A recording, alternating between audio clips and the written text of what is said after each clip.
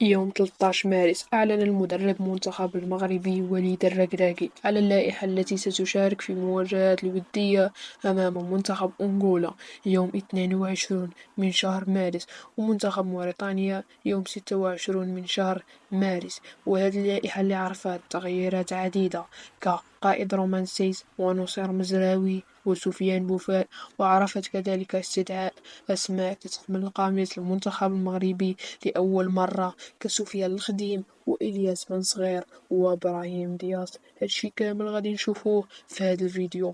قبل ما نبداو ما تنساوش تفاعلوا معنا بواحد اشتراك واللايك باش توصل لجميع اخبار عن المنتخب المغربي. بداو بحراسة المرمى: الحارس الاول اللي هو ياسين بونو، الحارس الثاني اللي هو منير الكجوي، الحارس الثالث مهدي بن عبيد.